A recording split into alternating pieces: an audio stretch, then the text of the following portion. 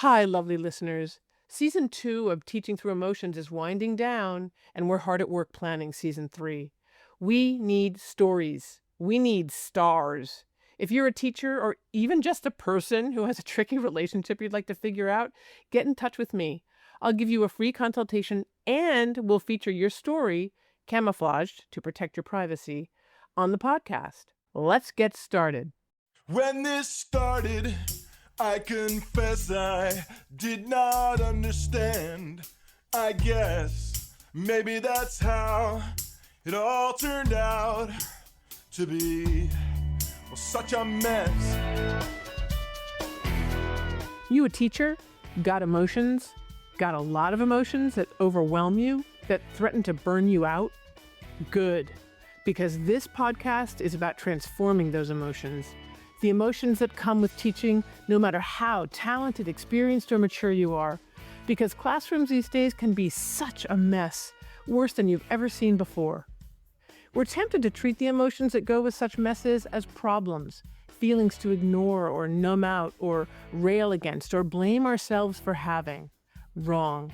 These emotions are pure gold, if you know how to read them and transform them into wisdom and focused, effective action.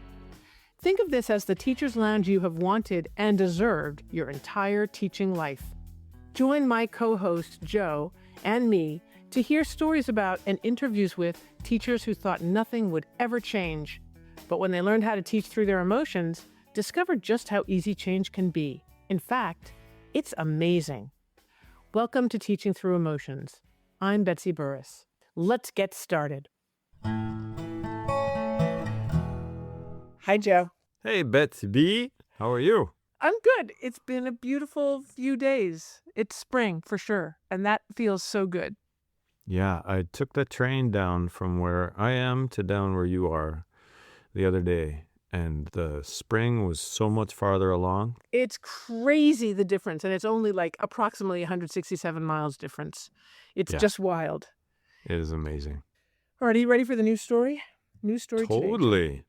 This one's about me. Ooh. About moi. Wow. Yeah, it's interesting. I've been writing about conflict avoidance recently because I feel as though it's kind of an epidemic. Like everyone you talk to says I'm conflict averse. I'm like, okay, yeah, it's an epidemic. And so this is a story about my own conflict aversion.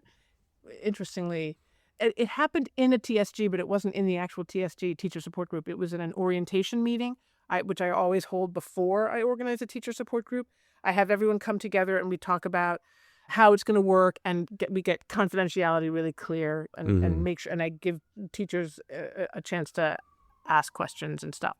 So at this orientation meeting, I had these teachers all together. We'd gone through a lot of the material that I always go through, and then a teacher showed up a half hour late. Someone who was interested in joining the group showed up a half hour late and said, I'm sorry, but I'm going to have to come to this group a half hour late every time because I teach. And my instinct, first of all, I asked everyone in the group, is that okay with you? And they said, sure, yeah, totally okay. And I was like, oh, okay, so yeah, sure, okay. Yeah. So let's move on. We'll just reorient you, we'll move on. You probably have already grasped the problem, which was that having someone come in a half hour late was going to disrupt the entire group. Oh, everything. And then having them come in to that first meeting late and ask for an extremely generous gesture on everyone's part to allow it. And then you ask, okay, is that okay with everybody? They all say okay. But if it's not okay with you, now you have a conflict not only with him, but with everybody else in the group. So there's conflicts everywhere that you have to avoid.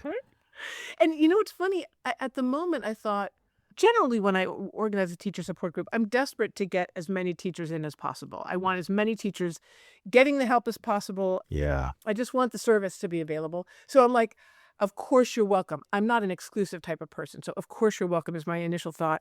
I didn't want this person, it was a she, to feel excluded or disappointed. I didn't want her to feel bad, right? This is what I think so many conflict averse people are like. I don't want anyone to feel bad.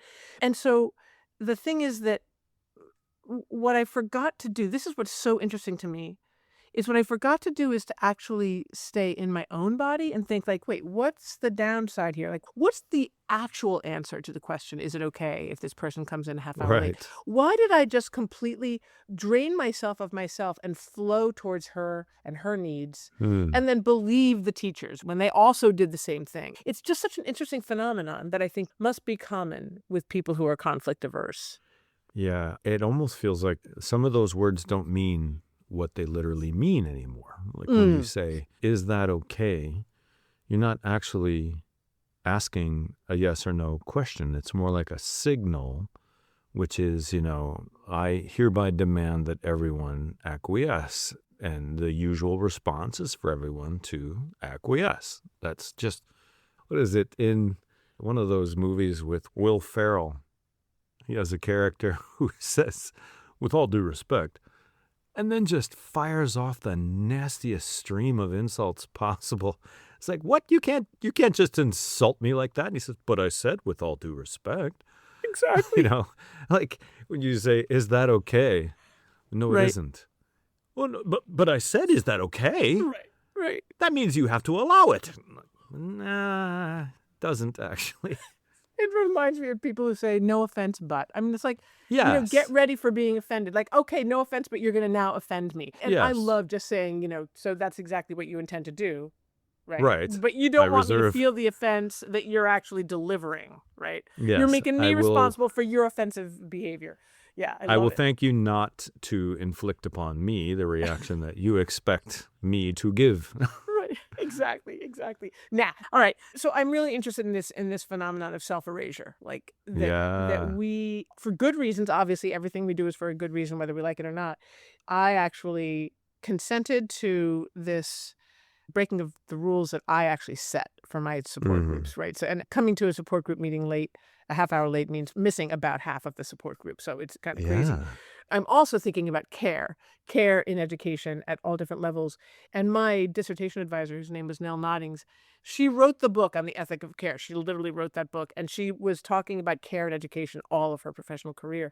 And she says that care happens when you become selfless and flow towards somebody else. Like your care, your energy is going towards somebody else. And in this case, this is another, I think, way we could maybe talk about our conflict aversion is, well, I'm just caring for this person. Yeah. Right. And so I want to complicate that definition because I'm not sure it is caring. Anyway, let's just hold on to that. Is it really caring Yeah. for me to say, sure, come on in, just blunder your way into our group? Yeah. And let's not think about what the consequences might be. And that she deliciously, ironically, had missed a lot of the ground rule setting that you spent that first half hour doing. And then it's like, I'm just skipping all that because I'm going to buffalo over it all anyway from here on out. And I let her do it. And that's funny that you say that because as I recall, the first 10 minutes of her presence in the group was her basically holding the floor and talking about her teaching and joking with one of the other teachers in the group, just really dominating, controlling the whole situation. It was so interesting. And I wrote down my responses. So interesting. As the facilitator of the group, the person who's basically the teacher of the students in the group, I felt left out. I felt this weird clique being created in my group. You know what I'm saying? This is a group that I'm organizing so that I can serve some people who are there. It's about their getting their needs met. And this woman came in and just dominated and monopolized for a while. And I'm like, I'm feeling kind of left out here. And I also felt like I didn't know what to do. I just watched it happening thinking I don't know what to do, which is another, I think, important thing about conflict aversion, that life is rolling in front of us and we are feeling like if we were to stick a twig in the spokes, that we'd be rude, it would be mean, just inserting ourselves or asserting ourselves. And maybe it's about self-assertiveness, which it absolutely is, that there's something just rude about being self-assertive, about pointing out, look, dude, that's not supposed to be happening right now. It just happened to me in a class that I was teaching, my second to last class of the day today, a kid who is a pretty good student and has a tendency to allow himself, and he has learned this very honestly from the way he's been raised, he allows himself to slip around the edges of when he's expected to be places. Like we have a rotating schedule, and if it happens that the class with me is the first class of the day, I would make a lot of money in Vegas betting on him not being there, like at all, for the very first class. And I don't know. Wow. But I assume. Not at all? Yeah. I mean, comes in late and very often just not there for the first class of the day.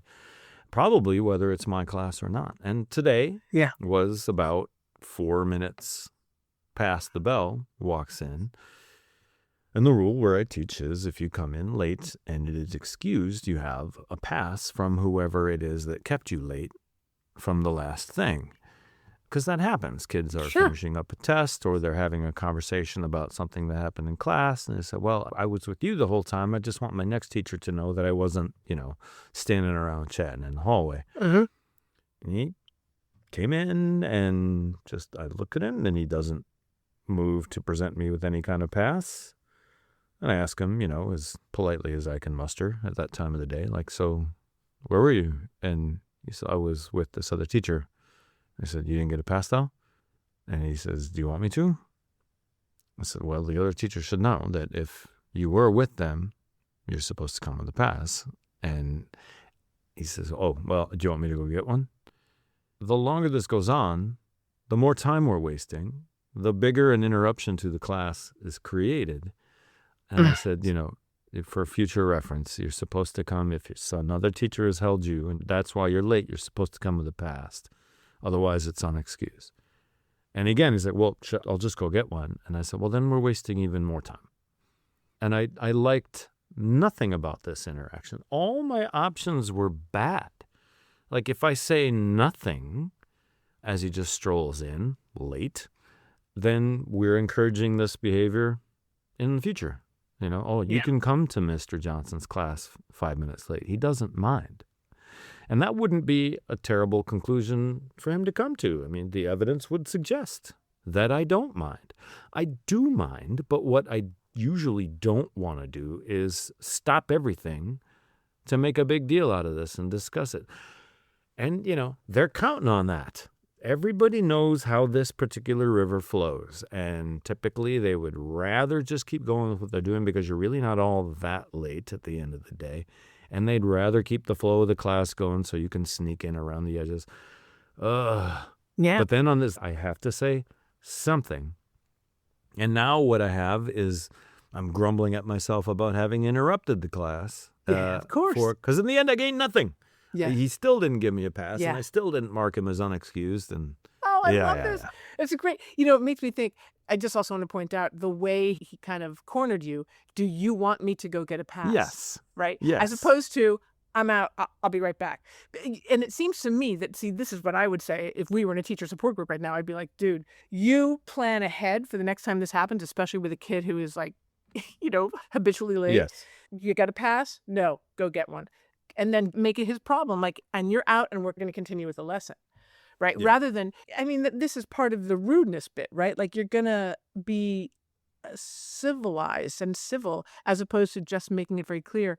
You are breaking the rules. You got to go fix it, right? If you care. And it seems right that you should care because the next time that happens, he'll probably bring the pass. Right. If I were betting in Vegas, I would bet that this kid was not actually with a teacher. But was, had a real hard time breaking off a particularly good or bad conversation with the girlfriend that I know he has. So that's part of the story. So then where am I? Now I'm like, well, I don't believe you. Yeah. I actually do want to know. You know what? What is the name of the teacher? Yeah. I'm going to email the teacher and make sure. But I don't want to do that. No. And I'll forget. And you're working too hard. That's why I say, working way too hard. Do you have a pass? No, go get one. And then it's like, what is he going to do? And that's really the question, right? Not what you're going to do, but what is he going to do if he was with his girlfriend 4 minutes into your class? Now he's kind of screwed. Right. And then he misses the rest of your class, and it's an unexcused absence. But these are the natural consequences, right, of the decisions that he made.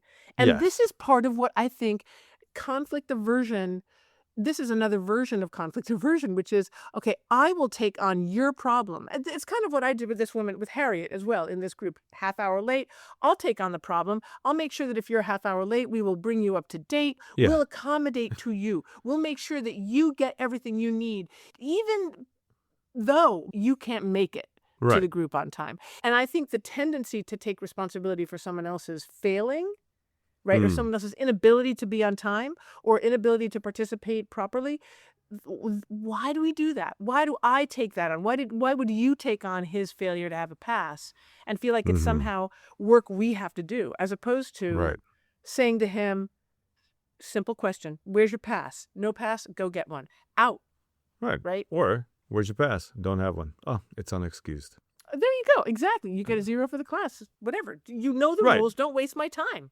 That's the thing. It's so much easier not to hold people accountable. And that's Yeah. so much easier not to actually process the consequences of the decisions that other people have made or the constraints that other people are under. Because Harriet wasn't like, you know what, I don't feel like coming on time. She had something else going on and she really wanted to be part of the support group. So that was the tension that I was feeling. Unlike a kid Yeah. who's, necking with his girlfriend in the hall for Maybe. and just can't break away, right? But she really didn't. She really wanted to participate.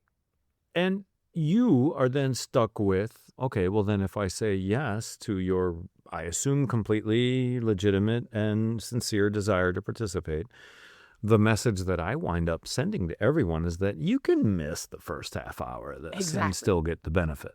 Exactly.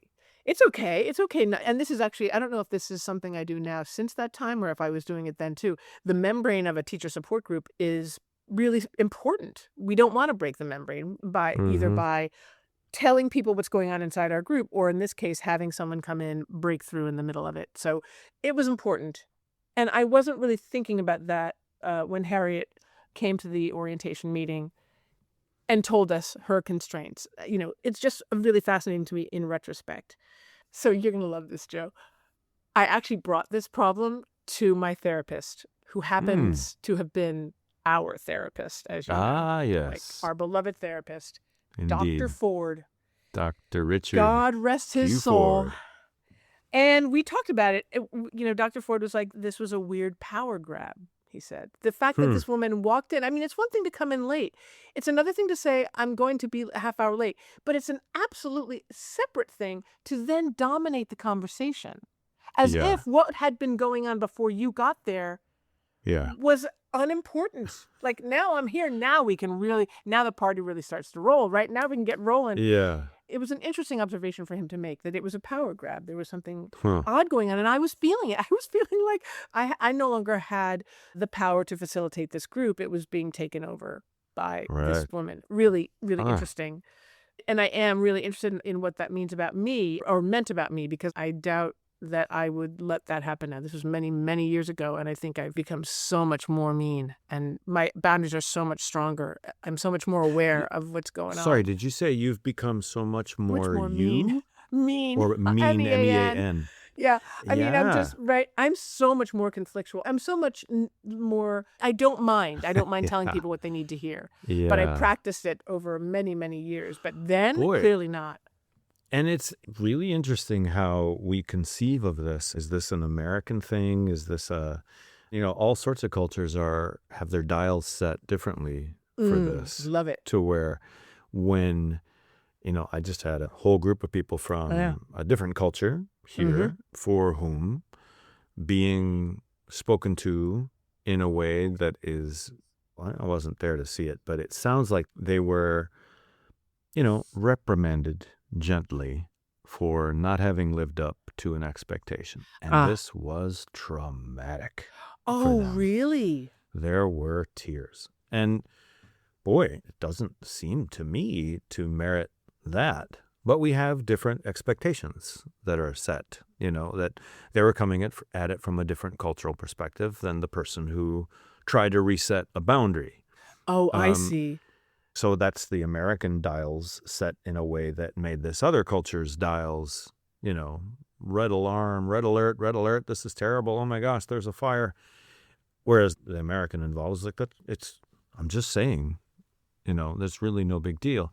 And I feel like our expectation is that if somebody comes in and interrupts and sets a bunch of new expectations based on what their needs are and not your needs, and then becomes the person who is going to dominate the conversation, if you object to that, put a stop to that, say, I'm sorry, but this isn't going to work this way, then you are mean. Yeah. We label you as mean. And even as I just described it, the first thing I had to say was, I'm sorry.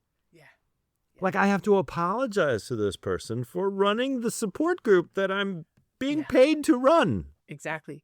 Yeah, I call it representing reality. What you just described is what I call representing reality. There's something about reality that is abhorrent to a lot of people, or that somehow, and I think this is an American thing. I do think that this epidemic of conflict aversion is really American, and we see it at our government level, where people are not going to get in the way of the bullies in charge. They're just terrified of stopping them.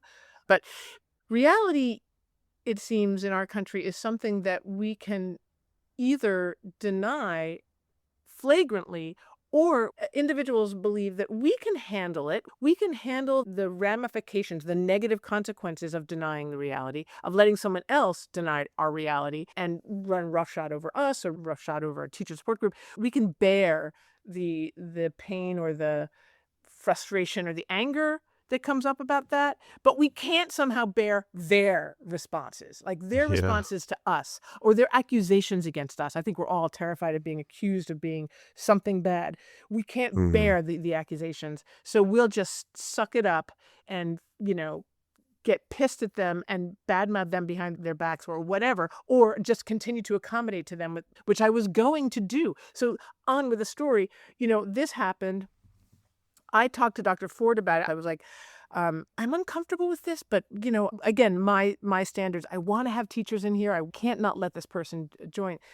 But for him to describe it as a power grab was interesting. And it made me realize, he helped me to realize that I could actually repair. Like, if I were to realize, oh, shit, I let her in. Because that was another thing I remember feeling was like, oh, you know what? I made a mistake. Obviously, I made a mistake by letting her in. But I let her in, so what can I do? Well, what I learned from this experience, and that I now, talk about a lot with the people I work with, is repairing. You might do it wrong the first time, so, that's just your prerogative. We're human. But you can always circle back and do it right the second time. And then ideally, if you do that, you can plan it. This is what I call plans of action. Once you realize what's going on, psychodynamically or otherwise, in a relationship, you can circle back and try something different. So that's what I decided to do. So when you say repair, what I'm picturing, I'm wondering if this is what your plan of action was. To me, the repair of the situation is you repair what's broken. What's broken is that this woman gets to come. Exactly. Half an hour. That's exactly what the repair was. Exactly right. Okay. So what I did, my plan was to go into the next or the first TSG meeting and say, okay, we got to talk about this and here's my decision. But then I realized, why would I call her out in front of all the other teachers and waste her time, waste our time? She's coming in a half hour late. Why would I stop the group? So I emailed her and said, I'm really sorry, but on consideration, this is just not going to work. It's breaking the rules of the support group. It would disrupt everything. It would not help you. So you may not join, basically. I'm sorry, this won't work. But I'm happy to give you individual supervision. We can meet individually if you would like to, if you really want to get the support. So I felt like that was a great solution. I wasn't just cutting her out. I was giving her an alternative. She got back to me and said she couldn't do either. She couldn't make it to the support group and she couldn't do individual supervision. So I'm like, perfect. Just want to say, Joe, when you hold the line, when you actually represent reality and say, here's the reality, you can't do this. That would have been enough. But you can't do this, but I could offer you this. It turns out that what they really want becomes clear, and that is neither. I actually don't care enough to be there, to do this work with you or with anybody else, which means I was wasting a lot of my energy. She didn't have time, no matter what. What is it? She's just not that into you. That's it. So when we conflict-averse people actually gird up our loins and speak the truth and represent reality and say, I'm sorry, this won't work, without doing a lot of work ourselves, right? Just saying, oh, no, that won't work. They can adjust. They actually can accommodate. They can say, okay, well, how about this? Or they can say, okay, well, that's fine. I didn't really want to do it enough anyway. And what I'm getting at is that I exerted so much energy on this problem. I worried about it. I didn't know what to do. I brought it to my therapist, paid money for him to help me figure this out, and then had to go through the effort, right, of repairing. I'm thinking about what we were talking about earlier about your student, that you should really not be spending any energy on this. You should be sending him out of the room Yeah. so he can get his thing done. And if he can't come back, he can't come back. If he comes back late, he needs to sit down and shut up, right? So we should not be working so hard. They should be Yeah. working hard. And it turns out Yes. she wasn't at all interested in doing the work. And that, the story, happy ending. Right. I was really struck when you presented my options. The options that are available, I presented them to her, which are you coming a half hour late is not going to work. We cannot do that. However, here's another possibility where I work with you individually. And she said, well, I can't do either of them. And your reaction to that was perfect.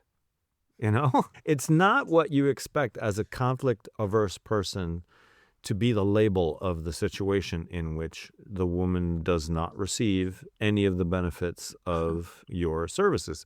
Right. But that is perfect because Yeah, it it is. reflects, as you're saying, it reflects reality. In reality, there is no hole in your schedule into which this particular service can fit. Awesome. We have discovered that truth, and now we can both move on. There does not have to be a conflict. I know I've talked to you about this before, but with that same Dr. Ford, I at one point I had to quit a job, and I was going to have to tell my boss that I was not coming back the next year. And I said to him, oh man, it's going to be a fight. And he said, why is it going to be a fight? I said, well, she's not going to be happy that I'm not coming back. She's expecting me to come back, but I'm not. I've found a better opportunity. And he said, well, why does that have to be a fight? Well, because she's going to be mad. I just was not understanding. And he said, well, she can be as mad as she wants to be. Exactly. But for there to be a fight, you would have to agree to participate in that fight. Exactly. She can jump down into the fighting pit and say, come on. But if you don't jump in with her, there is no fight. You're just standing on the edge of the pit saying, I don't want to do that. Yeah. And there is no fight. I'm so sorry you're in the pit. I'm up here in a good place. Yeah. Yeah. Exactly right. And that's what it was. If I were conflict averse, I was in a pit of confusion and uncertainty. But once I decided to what I call engage, like instead of avoiding the conflict, I engaged with it. I thought about it. I figured with Dr. Ford's help, because I was bad at it back then, I understood the situation and decided, oh, I get it based on the situation. This is what I get to say to her. And I know it's going to be one way or the other. When you are engaging with someone as a separate person rather than taking on their problems for them or erasing yourself so that they can dominate, when you actually engage with people and embrace reality, reality is our friend, Joe. When we embrace reality, then when someone says, I can't do it, it is perfect because it's really their decision, given the reality. And for it not to be my decision felt fantastic. I gave her an option. She chooses. I would have been happy either way. She chooses, fine, that's great. And that was the last I ever heard from her. So that's done. But here's the other thing that's interesting. She sailed off into the sunset happily, engaging in the things that she had time for and space for. Got a teaching story you need help with, perspective on, a relationship you really need to figure out so you can sleep at night? Contact me. Click on Share a Story on my Substack homepage and become a podcast star. But the next thing that was interesting was that I brought this to the group. And I was worried because they had all said they were perfectly happy if she were going to come late, right? And one of them was just joking with Harriet, the woman that was now no longer going to be part of the group, joking with her and laughing with her. And I thought, oh, shit, now they're going to be mad at me for having kicked Harriet out, for having hurt Harriet, right? So I brought it to the group somewhat trepidatiously. But the very person who was joking with Harriet at the last meeting said, that sounds like just the right thing to have done, and I couldn't have said what you told Harriet. Oh. That sounds like just the right thing. Here's the other lesson that I learned. Yeah. Someone's got to hold the line, right? Like someone's got to face reality. Everyone in a group They are so politic. Everyone is afraid of alienating this colleague. And so they're all going to lie about whether or not, or they're not going to think about it. They're like, she's here. We're having a good time. We like her. So yeah, Yeah. sure, of course, without thinking about the consequences, just like I didn't think about the consequences. But when they Right. realized what the consequences would be, and someone did the job of holding the line and representing reality to someone who is going to disrupt their experience, they appreciated it, which is not what Yeah. I expected. Yeah. So 2 lessons I learned back in the day when I was conflict averse that were super, super crucial that I'm passing on now to everybody else because it kind of spun my head around. Oh, I'm definitely not as skilled in this realm as you are, but I'm getting better. And it's exactly as you describe it. Like I can see a conflict here. There will be some sorting out that needs to happen because if I don't, this will just continue. And the continuation of this is not acceptable. So, yeah, I'm going to have to take one for the greater good here and enter into this border setting, boundary setting session because it is the right thing to do. And it can be a little uncomfortable, but you get used to that discomfort. And actually, you also realize, yeah, the discomfort is there, but only because they were expecting me to bend over backwards and carve chunks out of my own schedule to accommodate their really inconsiderate schedule. I mean, it's hard for me to imagine myself saying, this 1 hour meeting that's going to happen once a week, I'm going to go, but I'm going to be half an hour late. That's almost the same as saying, I want credit for it, but I'm not going to do it. Is that something that you can accommodate? And that, again, is another one of those things that doesn't actually mean what it literally means anymore. Is that something you can accommodate? Is my giving you the chance to knuckle under, comfortably? And most people say, I think we can make that work. Right. But, this is another lesson that I think is really important here is that my discomfort with the way that first meeting went down stayed with me. If I had forgotten about it, if I had been like, everything's hunky-dory. But the fact is that I was aware of what was it? It was just a sense that I did the wrong thing and that I was living with the consequences of that wrong thing, that it was wrong. It was still wrong. It was wrong today. It's going to be wrong tomorrow. And it's going to be wrong when we have our first TSG meeting. So I was totally aware of that feeling in my body. Developing that self-awareness is so crucial for teachers, for anybody. But I was so aware of that discomfort. And that's why I brought it to my therapist, that I knew it had to be solved. And when he helped me come up with a solution, I was nervous about telling everybody, but the fact that it went so well, was probably the very beginning of my becoming an engager rather than a conflict avoider, where I realized, and part of the beauty of being an engager, that is really engaging with people around potential conflict rather than avoiding it, running away from it, is that I've learned that I can trust people to take care of themselves. Like, the truth is that Harriet might very well have been thinking, I really want to be a member of this group, but I can't do it. She could have been testing everybody. She could have been like, okay, you can accommodate, because, I expect you to. But she also could have been like, is this okay, honestly? And for me to say yes was bullshit. That it was actually That is me not true. playing bullshit, right? So I'm responsible for my bullshit. And part of repair is like, there's nothing wrong with saying, oh my God, I actually made a mistake. Like that was, I so wanted you. And to be honest about the reasons, I so want you to be part of this group. I would love it if you could be part of the group, but I realized it would not work at all for you to be a half hour late to every group meeting. I'm sure you understand why. I so apologize for letting my desires for you to join override the reality. That's me owning my shit. I made a mistake. So here's the consequence of the reality here. We can't let you come in a half hour late every group. I'm sure you understand why, but I can offer this alternative. Or we can wait until the next group. Maybe you can join in. I'm sure I made that option available to her too. But you see what I'm saying? It's like the relief that I felt in my body, I was righting the wrong. It was now right. And I was leaving it up to her. And that's where the decision should have been in the first place. Socially and emotionally and even physically, we have become a society that almost pathologically avoids discomfort. That's what I'm Any saying. Yeah. discomfort, you just turn and run. You do Yeah. whatever needs to be done to short circuit that discomfort. But I'm going to sound all pretentious now, but I think Marcus Aurelius, maybe, the obstacle is the way. That I you love see, it. you see a big obstacle in your path. All right, now your focus has to be that obstacle. That's the Yes. way to go. And there's discomfort in this situation. Let's look at that. Yes. That needs our attention. That doesn't need us to pretend it isn't there. Quite the opposite. Exactly. I love it. To get past this, you have to get through this. And you don't get That through is this so by great. ignoring it. No, you I was don't. just today talking with students about cultural differences, and I was a double major in college in Spanish and German, and I spent a year abroad in Germany. And I think my personal dials as an American are set closer to the sort of Latino way of being, where you do accommodate more, you're less frank.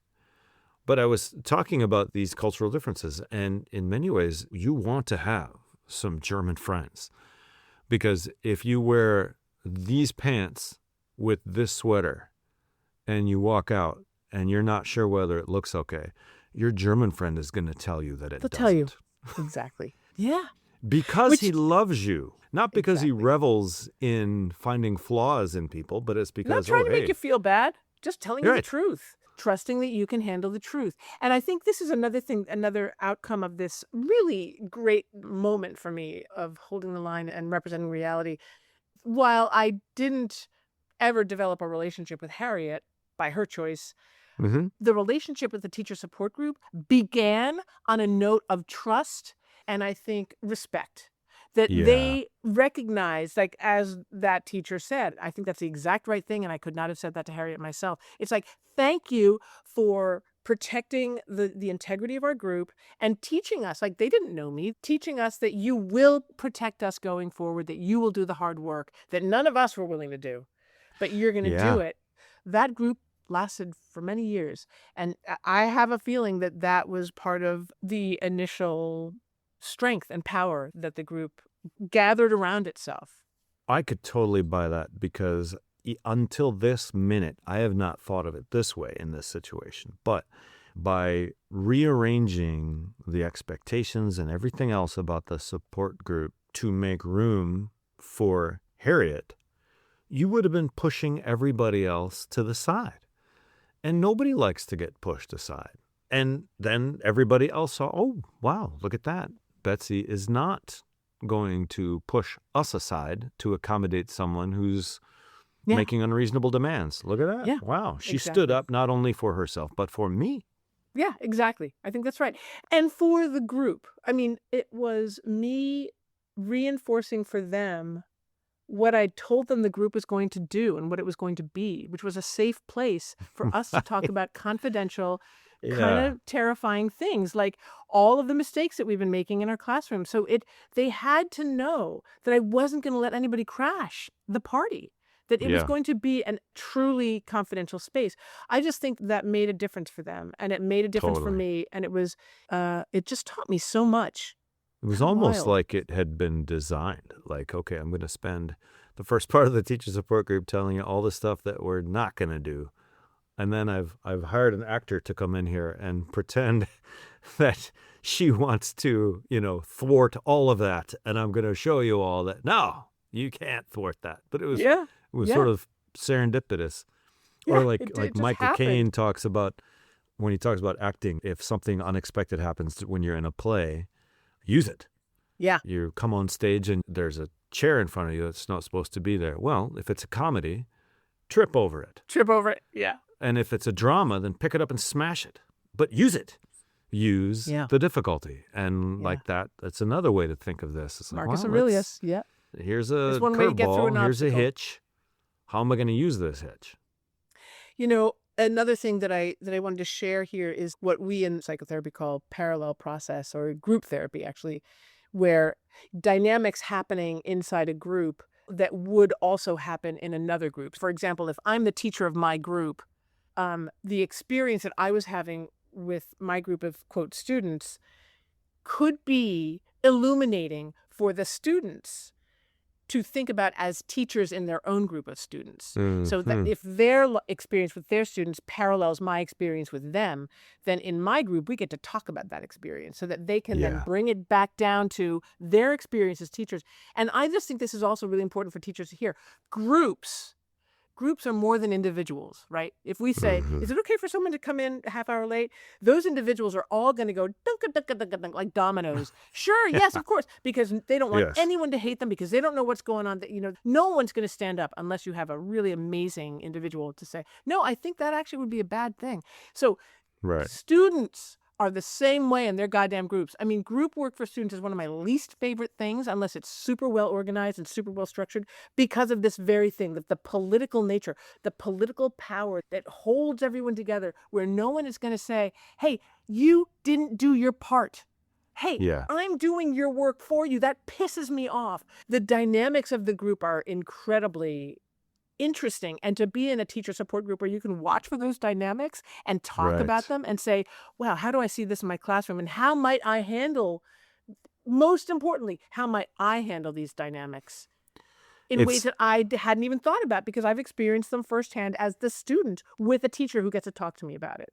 Yeah. God, I love this because I'm so glad to hear that you also hate group work in classes. And I've never until now, never thought of it this way, but that's a perfect way. Like, God, why do I hate that so much? I hate turning kids loose.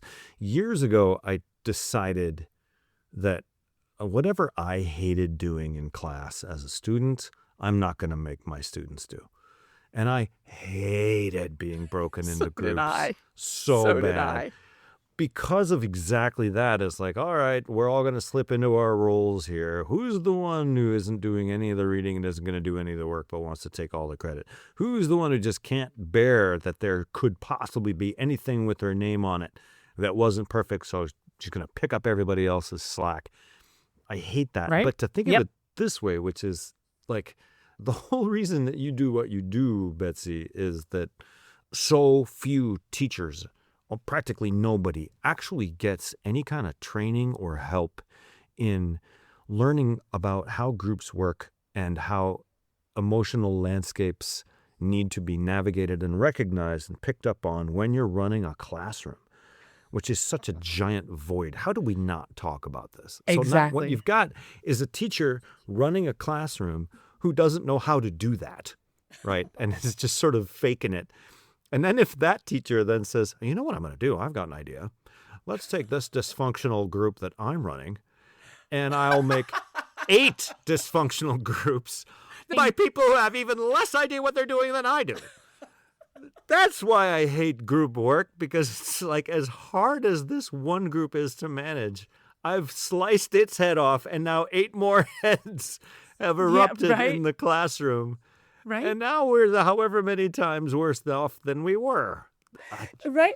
But I want to give the students credit because they do know what they're doing. They're protecting themselves. They're protecting their friendships. They're protecting their reputations. They're and some of them are protecting their grades, and some of them are protecting the slouching role. I'm not to try hard. They know exactly what they're doing, even if they're not conscious of it. So I totally respect how all the people in a group, in a student group, fit together to get the work, in quotes, done. The work being whatever roles are going to get this thing. Honestly, if there's someone like me in a group and I'm going to do all the work, and I will, then why would anyone else step up? They would be stupid. They'd be stupid to step up. They'd be smart to just let me do it, and we'll all get an A, right? And for me to step back it would be like killing myself. It would be like committing seppuku. I can't step back and not do the work. It's funny. I did a study at a local college many years ago with a colleague and a friend of group work in a science class. He was really interested in the dynamics of these groups. And I think I came in and talked to his class about the dynamics of the relationships of a group, like what kind of honesty, this kind of the antidotes to conflict aversion, by speaking up about the truth, by stating your truth, by agreeing among the group that if someone needs to correct what's going on in the group, it's okay to say, you can't do your part of the job and hand it in late. To be honest and speak up is what I and my friend were trying to give students permission to do. they had none of it. They would have none of it. They're like, I am not going to speak up. I am not going to be the bitch in this group. We're just going to push our way through and get through this because we don't want to do it in the first place. And we just need to get our grade, right? It's just fascinating. But this is also a version of this phenomenon that we're talking about here, conflict aversion. I would rather not risk an even-keeled relationship. I would rather not risk that the person I'm honest with will go off and badmouth me to all of their friends who are also my friends.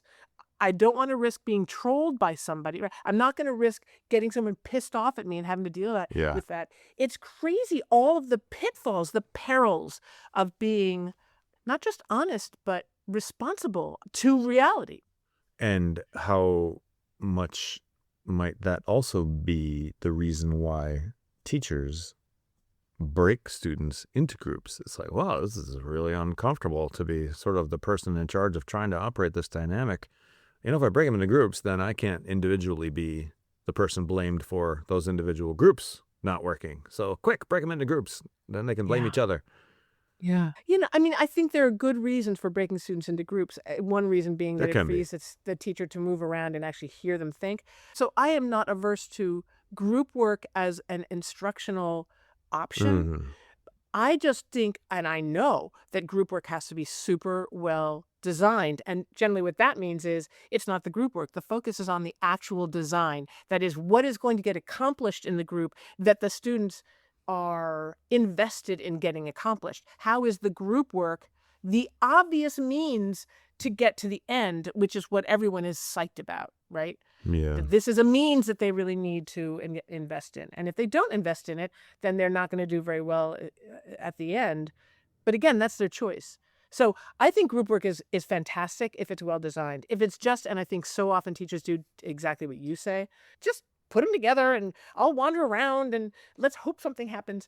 I don't want to insult teachers out there. I know you guys, you all do it really beautifully, but I think there are failures that teachers experience. One of the reasons might be that they didn't embed group work in the way that they should. Yeah. Oh, yeah. I see a lot of teachers doing stuff that I just don't have the personality for. I can't sell that. You got to believe in it and you got to sell it for them to do it. My wife is one of these people. She teaches in many ways that I just can't. And it's probably the same in the other direction. There's lots of stuff that I do that for her would just be, I'm not set up for that. She'd never do it. Exactly. And God bless you, man. If that's who you are, then fantastic. My hat is off to you. That's exactly right. And don't try it if it's not your thing. But if it is, absolutely. I'm sure there are just tons of teachers out there who are fantastic at getting their students to get that work done. Anyway, we've strayed a bit from the notion of this parallel process, that groups are complicated and potentially problematic, and being in charge of this group of teachers and having this experience, which, these feelings that I was feeling were all relevant to the teachers in the group if I chose to talk about them. So that's another lesson I learned, was that, wow, paying attention to what happens to me in a teacher support group and bringing that back to the teachers so that we can talk about what is it like when that happens to you, and to normalize it as it's not a failing. It's not like, oh, I'm a bad person, or, oh, I'm so sensitive. No, I'm a human being and I was feeling what was going on in my body. And that's fantastic information that I can then use to do what you said, to manage the obstacle, to learn from the obstacle, to kind of melt the obstacle and let it lubricate my path forward to being a better teacher. It's just fantastic. I love this very small and silly little story about me being a really novice teacher support group facilitator back in the day, but how much it taught me in one fell swoop. Well, if you pay attention, those lessons are all over the place, but you have to be you have to be coached on how to pay attention to those things, which that's what you do. Well, and I think that's another way of thinking about conflict aversion, that to pay attention to these, as you say, to the discomfort of teaching means, for some people, it would mean, I don't want to go into that. That's me, turning into the storm. I don't want to deal with the storm. As opposed to, and this is one thing that teacher support groups also do, normalizing the experience, whatever it is, positive, negative, confident, uncertain, and realizing that we're going to learn stuff from all of it, that these are these obstacles that we get to actually engage with so that we can get better. And it's so rewarding and exciting right? So let's turn to the axiom. Like I want to ask you. So what's your axiom? What's your takeaway from our conversation? Yeah, I mean, it's certainly not one that I invented, but it feels appropriate now that the discomfort that Harriet presented and sort of embodied was easy to dodge by saying, sure, but that's not where the solution lies. The solution did not lie there. So yeah, the obstacle is the way. It just feels so right. I love it. I love it. So now I'm going to think about my axiom. I guess it's very similar to yours. I say it differently, and I've been saying this actually in the blog post that I've been writing recently. Engage. Engaging is so much better than avoiding. And it does so many things. It allows you to connect as opposed to disconnecting, which isn't going to help anybody, right? So engaging with the obstacle, like engaging with the emotions, like feeling that big boulder in my path, getting a sense of what it was, getting help in getting perspective on it. Engaging was interesting because I was able to translate my discomfort into understanding and action. And then I was able to transform the uncomfortable situation, not just inside me, but in the group and with this other teacher, Harriet, transform it into a deeper sense of trust and commitment to a group that really needs those feelings, that kind of safety. It was so engaging did all those things instead of avoiding. Yeah. So Joe, super fun, like a lot of different ideas being batted around here. So interesting to have free reign. I always have fun with these. Thank you. So please, if you listeners like what you've heard, subscribe to this podcast and leave a review on your podcast app, letting others know what you liked about it. It really helps. Positive reviews, data, like information about what you like about the podcast or would like to have different, please contact me if you'd like things to change. If you have a story you'd like to tell, please do be in touch. Engage, connect. It'll help us all. Be the German friend who tells us that our shirt doesn't match our pants. Or that we look fantastic. Yes. Because we believe them, right? German friend. If a German friend tells you look fantastic, it is 100% true. You look fantastic. I love it. By the way, Joe, you look fantastic. Thanks you for showing Bets. up. Thank you. So do you. Bye, Bets. Bye.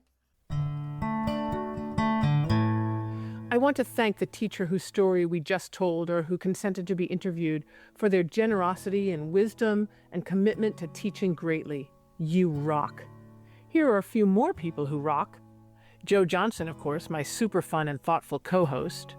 My endlessly patient and talented creative partner and strategist, Julian Andrukaya.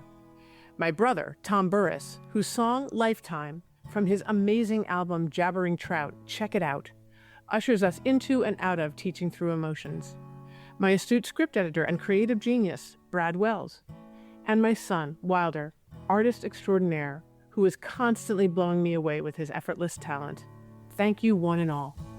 Run to the Teaching Through Emotions Substack right now to find all my writing, my podcast, newsletter, and more.